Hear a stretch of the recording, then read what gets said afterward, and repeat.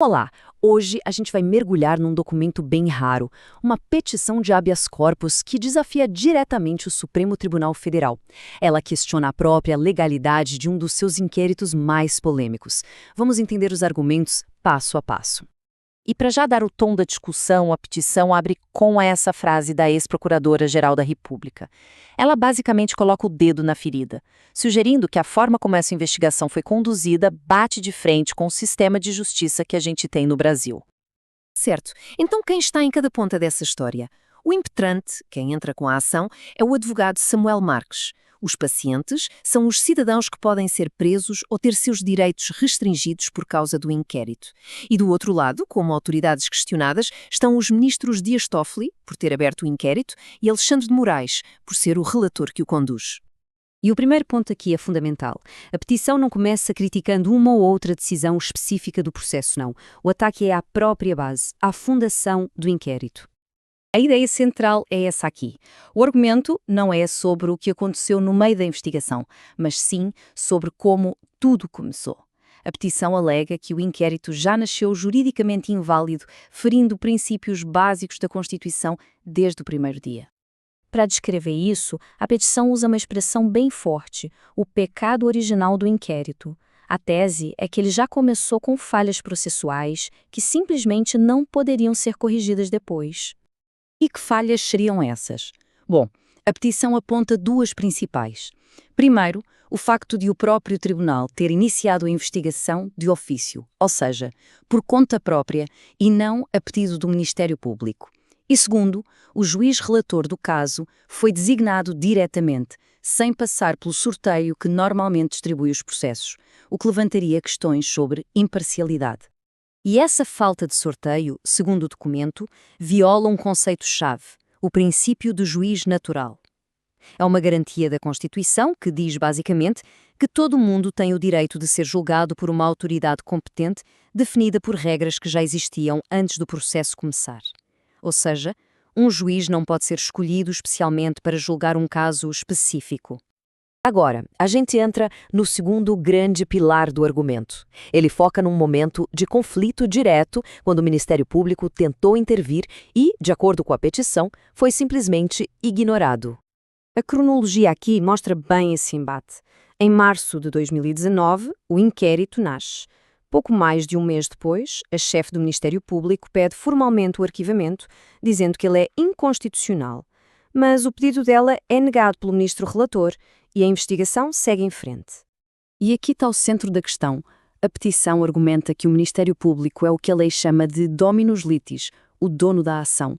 É ele que tem a palavra final sobre continuar ou arquivar uma investigação criminal. No entanto, o que se alega é que o juiz relator simplesmente ignorou essa prerrogativa e tocou o inquérito adiante, contra a vontade do titular da ação. Para reforçar esse ponto, a petição traz a opinião de vários juristas. O consenso, segundo o documento, é muito claro. Se o Ministério Público pediu para arquivar, não cabe ao juiz concordar ou discordar. Cabe apenas acatar a decisão. O papel do juiz, nesse caso, não seria de escolha. E, segundo a petição, essas supostas falhas no início não ficaram isoladas. Elas teriam criado um verdadeiro efeito bola de neve, levando a uma expansão de poder que também é questionada. A pergunta que a petição faz é: como é que um único inquérito acabou se desdobrando em tantos outros, todos concentrados nas mãos do mesmo relator? A resposta, de acordo com o documento, está num mecanismo processual chamado prevenção. E a dimensão dessa expansão é impressionante.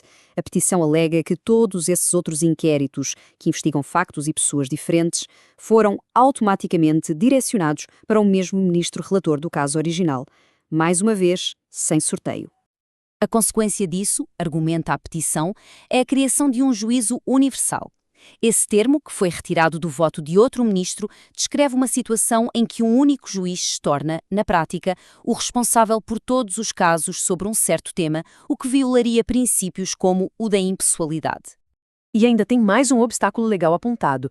A petição afirma que uma regra interna do STF, a súmula 606, está sendo usada de uma forma que impede que os habeas corpus contra as decisões do inquérito sejam julgados.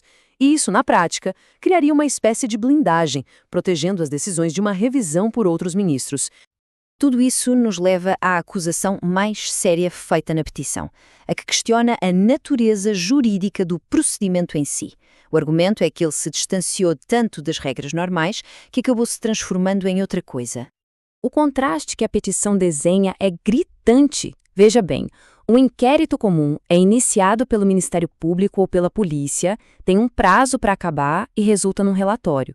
Já o inquérito 4781, segundo a alegação, foi iniciado por um juiz, continuou contra a vontade do MP, se arrasta há anos sem um prazo final e, o mais importante, passou de apenas investigar para também julgar e dar sentenças. E essa combinação de características leva a petição a usar um termo jurídico muito grave: tribunal de exceção. A nossa Constituição proíbe terminantemente a criação de tribunais especiais, feitos para julgar casos específicos. A justiça tem que vir sempre da estrutura judicial que já existe e é igual para todos. E aqui está a conclusão demolidora da petição.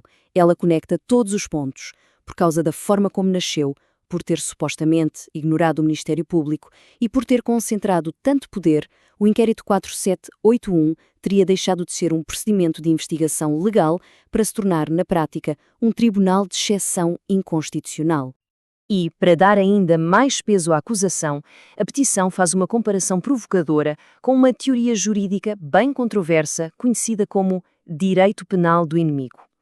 A ideia dessa teoria é que certas pessoas consideradas inimigas do Estado não teriam direito às mesmas garantias e proteções legais que os cidadãos comuns. E, no final, a análise se encerra com essa pergunta, que é a mesma que fecha o documento. Uma pergunta poderosa que fica no ar sem resposta. É um desafio direto ao sistema judicial e à sociedade como um todo. Afinal de contas, o que é, juridicamente, este procedimento? Uma questão que ainda espera uma resposta definitiva.